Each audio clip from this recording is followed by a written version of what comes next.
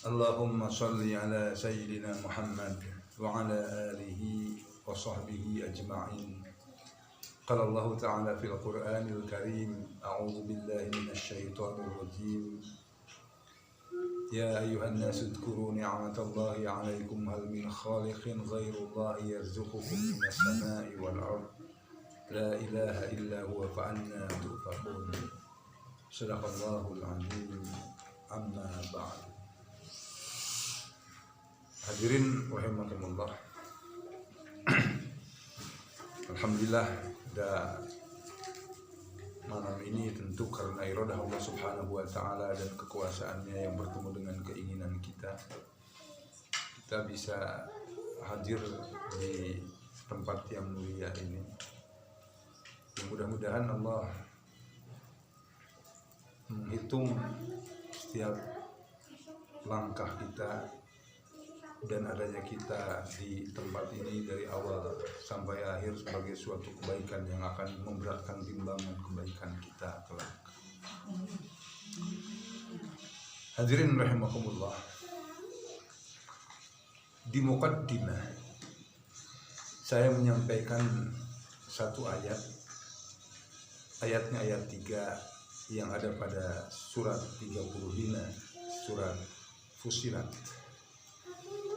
Dan insya Allah ayat ini menjadi kajian kita sampai dengan 2-3 ayat berikutnya, yang kalau kita cermati, kita tadabburi ayat-ayat ini, kita respon ayat-ayat ini, maka insya Allah ayat-ayat ini akan bisa meningkatkan ketakwaan yang seharusnya menjadi cita-cita kita semua. Allah memulai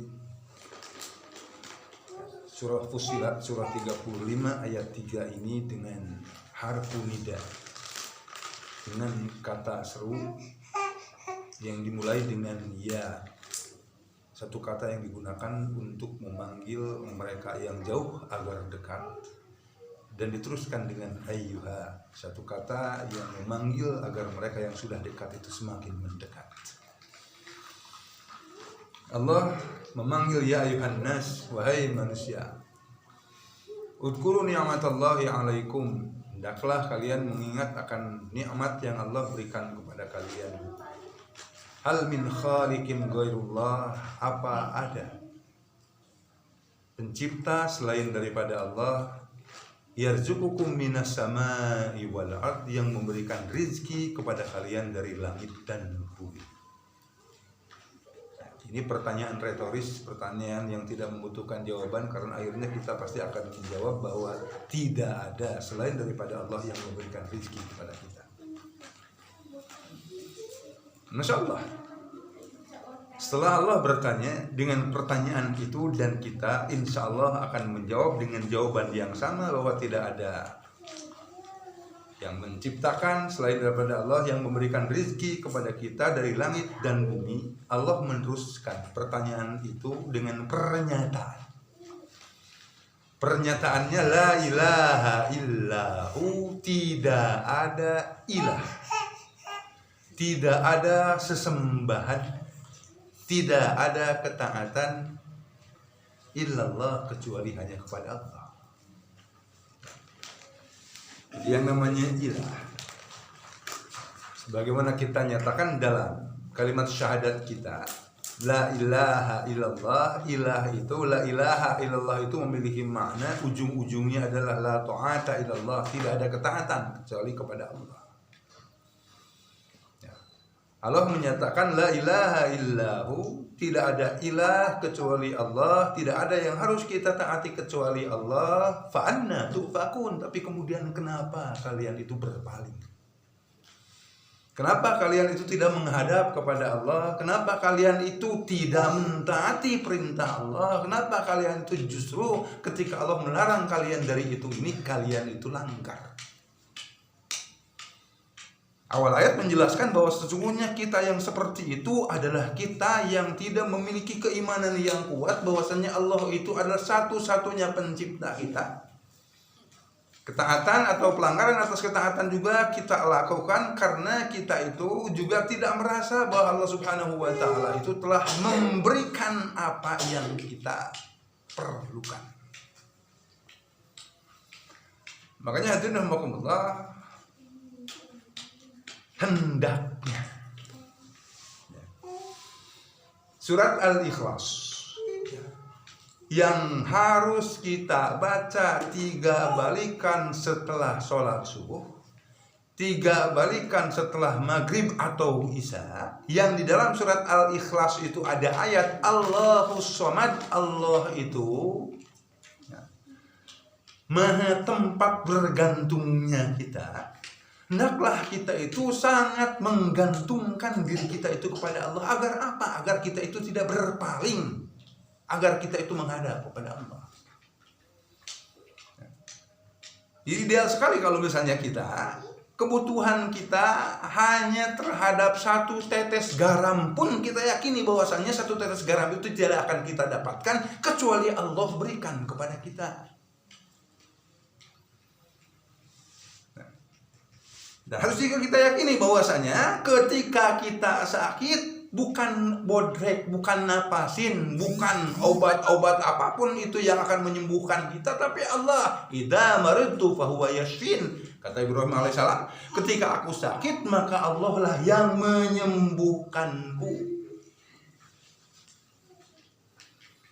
Karena kalau tidak seperti itu, kemungkinannya akan besar bagi kita itu untuk tidak mentaati perintah Allah. Kemungkinannya akan sangat besar bagi kita itu untuk tidak menghadap kepada Allah. Yang masalah hadirin ya, di alam ini sebagaimana Islam ajarkan berlaku hukum sebab akibat. Ya. Ketika kita taat kepada Allah, kata Allah, dalam wujud kita mendekat kepada Allah dengan 1 langkah, maka Allah akan mendekat kepada kita dengan beberapa langkah. Ketika kita mendekat kepada Allah dengan melangkah, maka Allah akan berlari kepada kita. Sebaliknya, ketika kita menjauh Allah, maka Allah pun akan menjauh dari kita. Allah katakan dalam surah 61, falamma zaghu azaghallahu qulubahum, maka ketika mereka itu zagu, berpaling, azaghallahu qulubahum, Allah pun memalingkan hati mereka. Jadi ketika maksiat, ketika kita dosa, Allah pun akan memalingkan hati kita. Maka coba kalau kita ingat-ingat, pernah enggak kita itu dipalingkan hatinya oleh Allah ketika kita sholat? Bukan pernah lagi, tiap sholat loh dipalingkan. Ya, wajah menghadap ke kiblat, hati kita itu kemana aja? Ya, ke selatan, ke utara, ke wetan, ke timur, kemana, ke sana kemari. Kenapa? Karena kita di luar sholat itu senantiasa menjadi orang yang berpaling dari ketaatan kepada Allah. Insyaallah. Jadi berhukum sebab akibat. Kalau sebabnya kita itu ada dalam tadi ketaatan, Allah akan menghadap kepada kita. Sebagai Rasulullah SAW sampaikan dalam salah satu hadis, ya, hadisnya itu berkaitan dengan sholat. Bahwasanya sholat yang kita lakukan itu adalah media komunikasi antara kita dengan Allah. Jangan sampai kalau sholat itu merupakan media komunikasi bagi kita dengan Allah, jangan sampai ketika kita sholat itu pakai baju, pakai mukena yang karatan. Ayah nubiangan.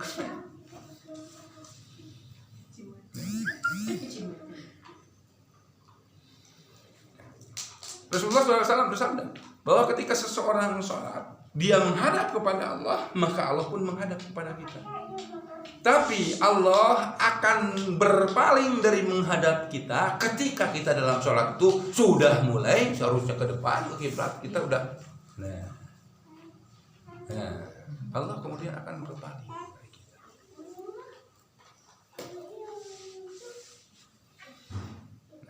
Yang pertama, hal yang insya Allah akan meningkatkan ketakwaan kita itu adalah kita harus banyak mengingat akan kenikmatan, ya, dan biasanya kita itu cenderung bukan mengingat kenikmatan, tapi cenderung banyak mengingat masalah yang dihadapi. Ya kan? Rumah belum kelar lah, cicilan belum lunas lah, segala macam itu. Ini kita itu cenderung lebih berpikir ke arah sana, gitu kan? Ya.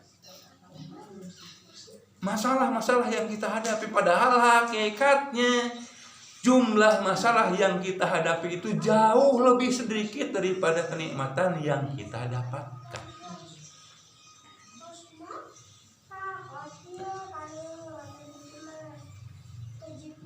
Yang kedua, agar kita menjadi pribadi yang takwa, tidak bisa tidak kita itu harus mencontoh Rasulullah SAW, mencontoh dalam segala hal, termasuk mencontoh misi beliau.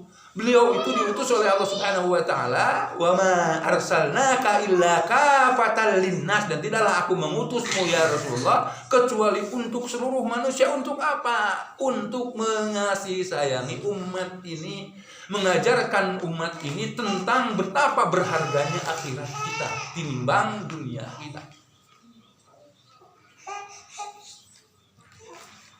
Tapi ketika kita mengajak orang lain pada Islam, mengajak orang lain kepada hak, mengajak kepada orang lain kepada kebenaran, tidak sedikit yang kita dapatkan dari orang yang kita ajak itu adalah apa?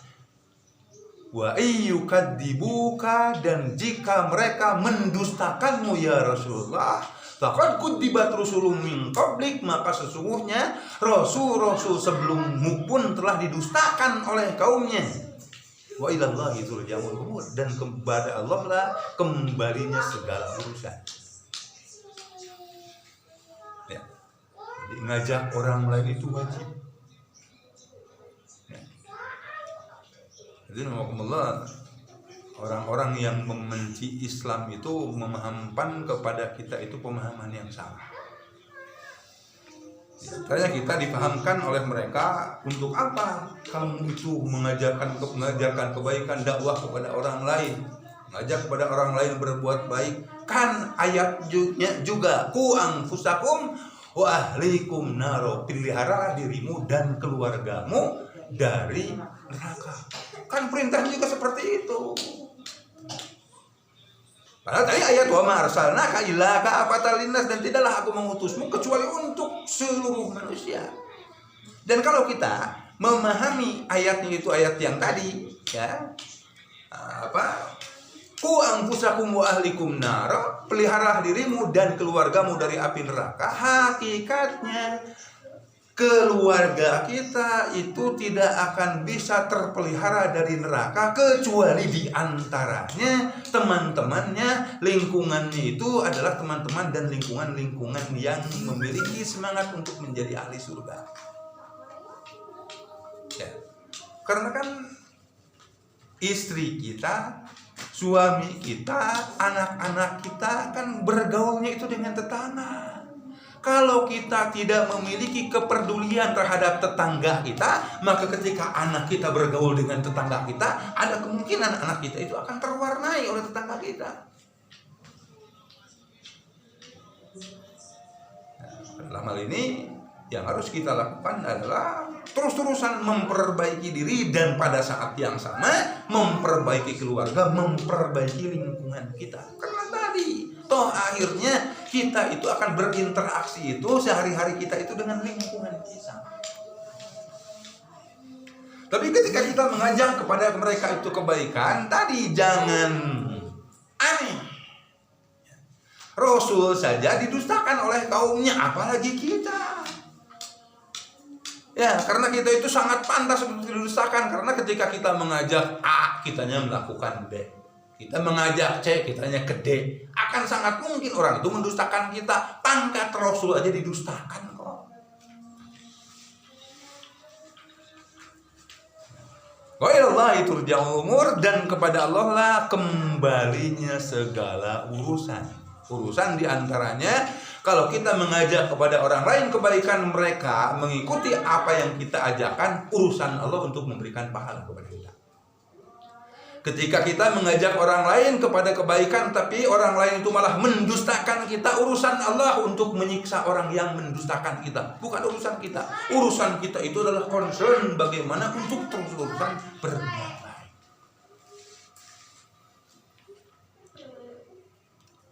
Baik, berbuat baik suami kepada istrinya, istri kepada suaminya, pada anak-anak, pada lingkungan, terus ajarkan hal itu.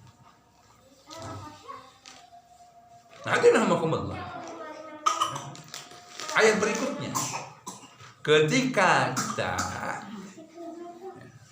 menjadikan dakwah atau mengajak orang lain kepada kebaikan dan kemudian responnya itu seperti itu, Allah Subhanahu wa taala kemudian meneruskan, ya ayuhan nas inna wa'dallahi haqqa, hai manusia, sesungguhnya janji Allah itu benar.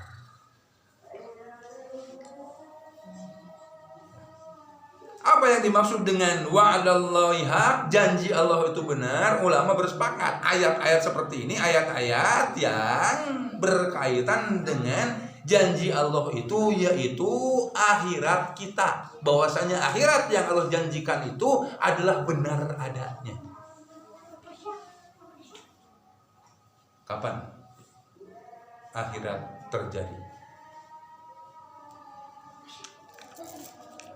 Hah?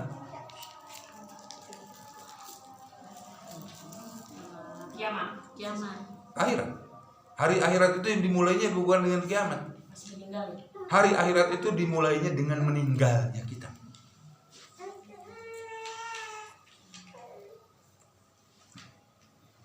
Inna wa'dallahi haq, sesungguhnya kematian kita itu benar, pasti akan terjadi. Sesungguhnya dibangkitkannya kita dari kubur pun pasti akan terjadi. Sesungguhnya dikumpulkannya kita di padang mahsyar pun akan terjadi. Sesungguhnya surga dan neraka itu hak, benar adanya. Hadirin rahimakumullah, tidak susah ya. Jadi untuk orang yang hanya lulus SD pun insya Allah akan gampang untuk mengimani hari akhirat itu ada ya. Dengan logika yang sederhana, logikanya itu seperti ini, bahwasanya apapun yang dibutuhkan oleh manusia pasti ada. Logikanya itu seperti itu. Nah, kita butuh minum, butuh air untuk minum, maka yang namanya air itu pasti ada. Ya, kita butuh makanan untuk kita makan, yang namanya makanan itu ada. Cuma adanya bisa sekarang atau adanya itu nanti, yang pasti apapun yang kita butuhkan itu pasti ada. Nah Bu, saya bertanya, dalam sehari yang 24 jam berapa kali atau berapa jam ibu ingat bahwasannya ibu itu akan mati? Hah?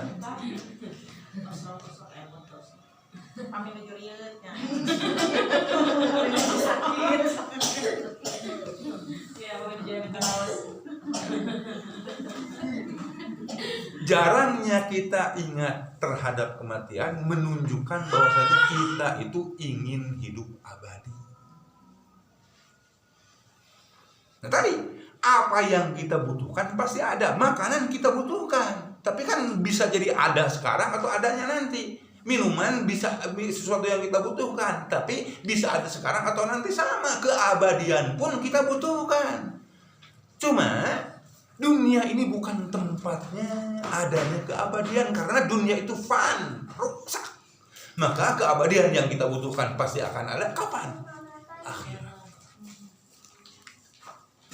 Jadi tidak butuh tidak butuh pendalaman akal yang wah sampai seperti apa gitu ya.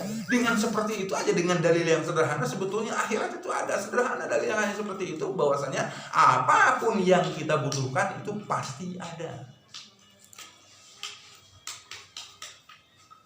Manusia butuh keadilan ya, iya kan, coba maling ayam ya, dihukumnya itu sampai 3-4 tahun, tapi kemarin kan ya ada koruptor yang namanya Joko Chandra, dituntut hukumannya itu hanya 2,5 tahun, dipotong masa tahanan. Kan berarti tidak ada keadilan. Tapi keadilan itu sesuatu yang dibutuhkan oleh manusia, maka keadilan itu pasti ada.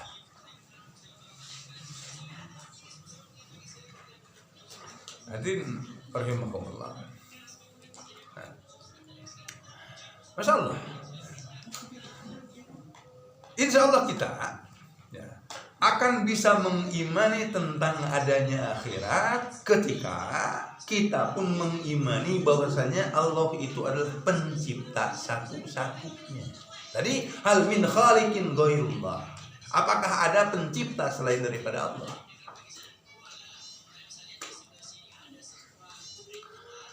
Hadirin rahimakumullah.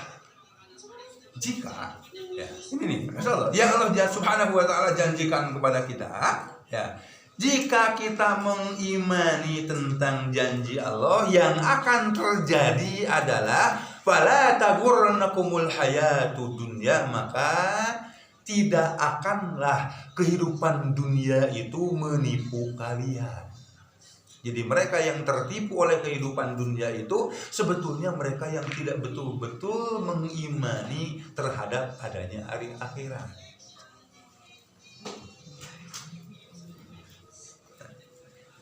Jarang kan kita itu mulai bangun tidur sampai tidur lagi gitu kan, mikirin tentang akhirat kita. Pendek kan mikiran itu mikirin itu cuma mikirin isi dompet, mikirin isi kulkas, mikirin isi garasi, isi ATM, isi rumah kan. Hanya sebatas itu aja. Jarang orang itu memikirkan tentang akhirat.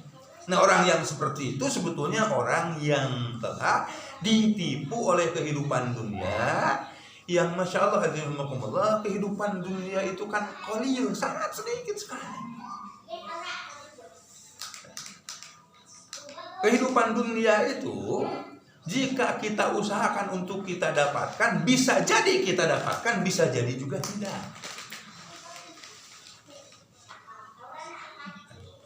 Dan kehidupan dunia yang kita cari, taruhlah bisa kita dapatkan. Ketika kita dapatkan, bisa jadi kita bisa menikmatinya, atau bisa jadi juga tidak. Misalnya mengharapkan punya pesawat jet pribadi, ketika kita punya jet pribadi, belum tentu kita bisa menikmatinya.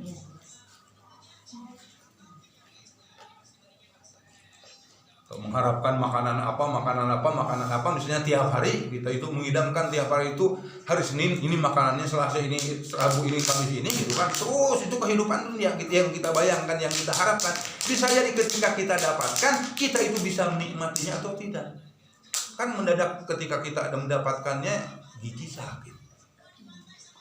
Ketika kita mendapatkannya, kepala lagi pening. Enggak bisa akan kita nikmati dengan maksimal. Dan ketika kita nikmati pun, kalau misalnya kita bisa nikmati tidak lama. Coba hadirin rahimakumullah, kan masalah makanan yang kita makan itu terasa nikmatnya itu hanya sampai di sini. Setelah melewati kerongkongan, setelah melewati tenggorokan itu sudah tidak terasa lagi nikmatnya. Jadi seharusnya makhluk yang paling mulia itu bukan kita, tapi siapa? Kalkun atau soang, sapi, atau jerapah. Kenapa? Karena mereka itu ketika menikmati makanan itu bisa lama menikmatinya. Kan kita hanya sampai segini loh, Kalau jerapah itu kan itu seharusnya jerapah yang lebih mulia dari kita. Karena kan ketika mereka menikmati makanan bisa lama menikmatinya, kita kan hanya seperti itu. Rasulullah SAW menggambarkan, hadirin rahimakumullah, kehidupan dunia itu seperti jari kita celupkan ke laut, kemudian kita angkat, maka yang air yang menetes dari jari kita itu adalah kehidupan dunia. Sedangkan kenikmatan akhirat itu air laut yang ada. Tidak bisa dibandingkan. Sama. Karipuran, susahnya kita, gitu kan.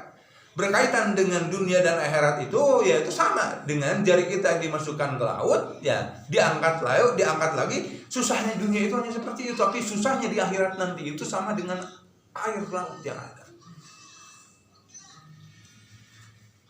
Ya kan? Dikatakan dalam salah satu hadis bahwa ketika seseorang itu dari atas neraka jahanam ya dari atas neraka jahanam dilemparkan akan sampai ke dasar neraka jahanam itu dalam waktu 70 tahun. Dalam waktu 70 tahun, betapa luasnya. Ya, jadi tidak apa-apanya, tidak ada apa-apanya antara dunia dengan akhirat kita. Nah, Allah menjanjikan ketika kita mengimani tentang janji Allah, fala taghurrannakumul hayatud dunya, maka kehidupan dunia itu tidak akan menipu kalian, wala yaghurrannakum billahil ghurur, dan setan yang pandai menggoda pun tidak akan bisa menggoda kalian.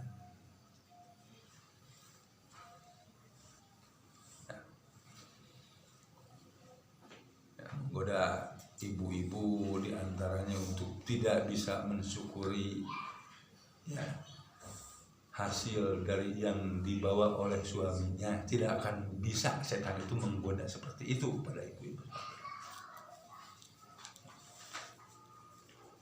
Tidak akan bisa menggoda kita ya, dari apapun yang merupakan ajakan setan. Yang hadir Allah, setan itu kan menggoda, mengajak kita itu tidak ada dalam kondisi bisa menguasai kita. Ibu tadi rencananya di rumah kesini ngaji, setan itu cuma bisa menghalanginya, itu menghalangi ini aja. Tidak bisa ibu tadi malas kesini, kemudian setan ibu itu mau berangkat sama setan itu ditarik agar tidak pergi kesini, nggak seperti itu. Atau menghalangi jalan agar kita tidak bisa keluar pintu, nggak seperti itu. Ini aja, yuwaswisu fi sudurin nas, ini aja. Hadirin rahimakumullah, Allah di ayat yang berikutnya mengatakan inna syaitana lakum aduun, sesungguhnya setan itu bagi kalian aduun, adalah musuh. Fattakhiduhu aduwa, maka jadikanlah setan itu sebagai musuh. Ketika setan mengajak kita berbuat dosa, dosa itu yaitu suatu perbuatan yang ketika kita melakukannya, kita itu akan malu terlihat oleh orang lain. Kecuali kalau kitanya sudah terbiasa berbuat dosanya, tidak akan malu lagi. Kan katanya orang dahulu itu yang namanya korupsi itu di bawah meja. Kalau sekarang korupsi itu di atas meja. Kalau besok lusa korupsi itu dengan meja-mejanya. Karena sudah terbiasa korupsi. Lebih-lebih kan sistem hukumnya di kita kan lembek. Ya, kalau di Cina orang korupsi itu ya dipotong lehernya. Kalau di Saudi sana orang korupsi itu dipotong tangannya. Kalau di kita orang korupsi itu dipotong masa tahanannya.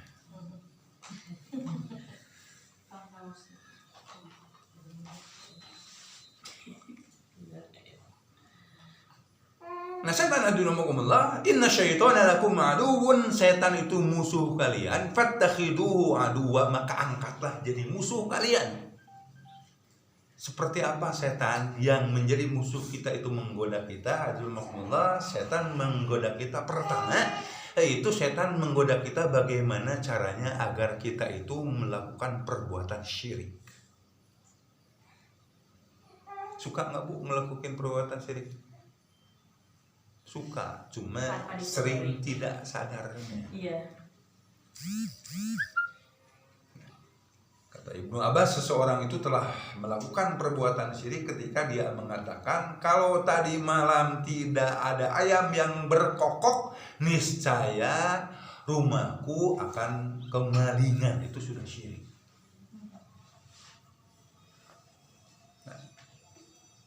Kalau tidak minum obat anu, niscaya saya itu tidak akan sehat. Itu ucapan syirik.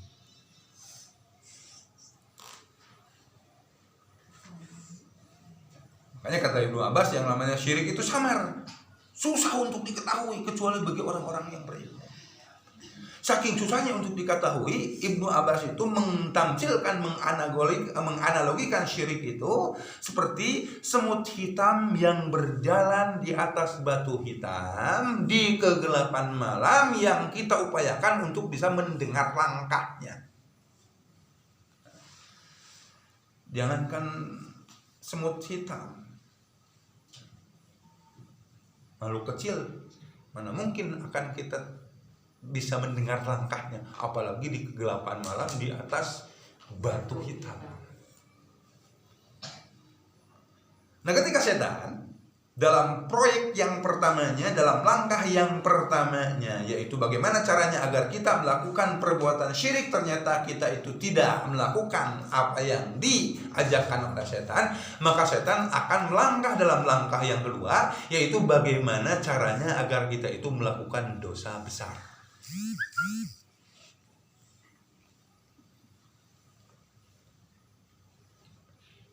Osok bu, dosa besar.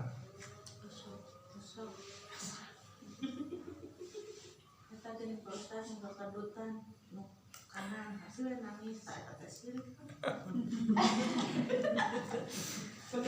Panangan kekingan begitunya. Itu abis mami kedutan ya kayak misalnya Tapi besok belas kita kadutan suasana pangluhurna rekanan pasti nangis. Kumaha terus kan? Ya. Ketika akhirnya seperti itu pun itu ya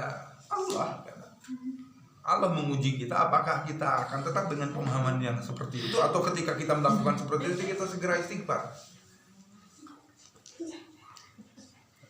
Yang ketiga, ketika setan menggoda kita agar kita melakukan dosa besar dan ternyata kita itu tidak tergoda untuk melakukan dosa besar, maka setan akan menggoda kita bagaimana caranya agar kita itu melakukan dosa kecil.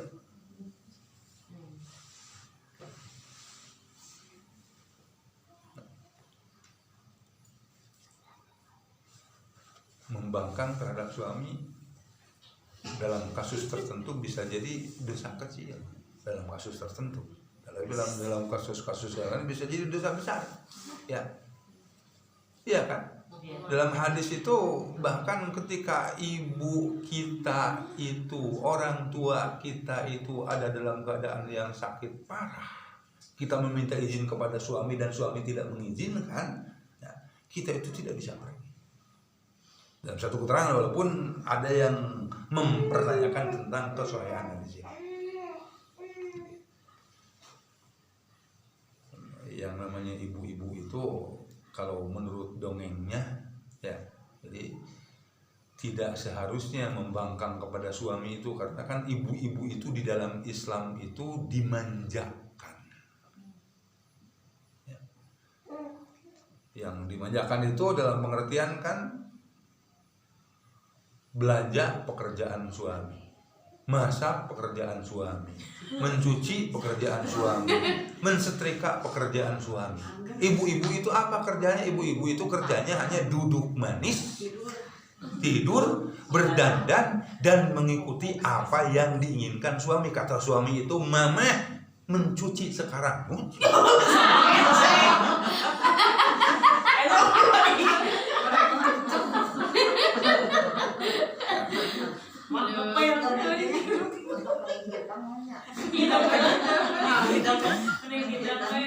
Ya kan sekarang banyak salah istilah ya.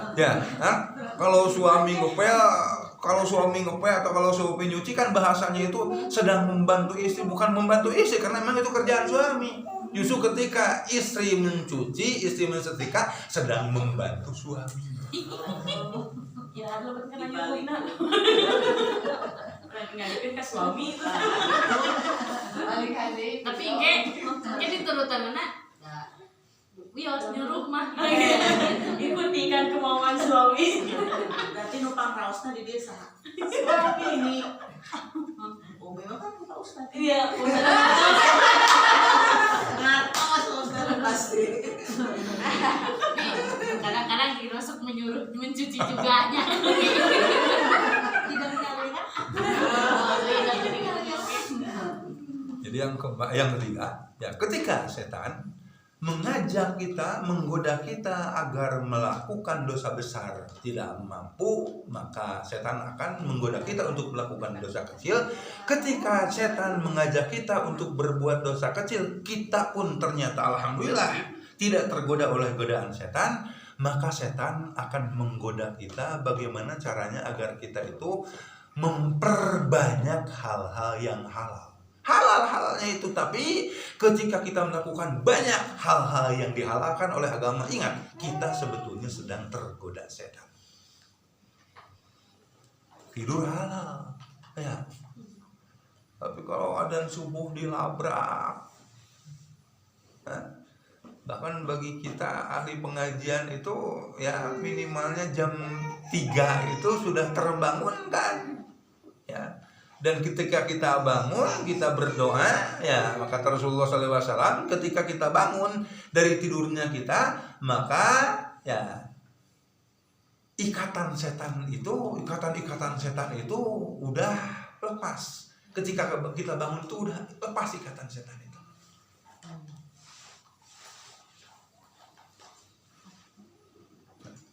Ketika kita banyak melakukan yang sebetulnya halal, sebetulnya boleh, tapi ketika kita banyak melakukannya, kita itu sudah tergoda setan. Ketika akhirnya setan menggoda kita agar kita melakukan, memperbanyak hal-hal yang dihalalkan oleh agama, dan ternyata kita pun masih bisa untuk tidak tergoda oleh setan, maka setan akan menggoda kita dengan godaan yang kelima, yaitu setan akan membiarkan kita jadi ahli ibadah. Tapi setan akan berupaya bagaimana kita tidak ikhlas dengan ibadah kita. Jadi mereka yang masih melakukan dosa tidak akan digoda lagi oleh setan ketika ibadahnya itu ikhlas, tidak, karena tidak akan ada keikhlasan. Ya, masih berbuat syirik, tidak akan ada keikhlasan ketika ibadah itu. Ya, apa yang harus kita lakukan adalah bagaimana? Ya, di poin yang keempat minimalnya, kita itu tidak memperbanyak, tidak larut dalam dalam hal-hal yang dihalalkan oleh agama, kita banyak-banyakin. Ini perjuangan kita itu ada di sana.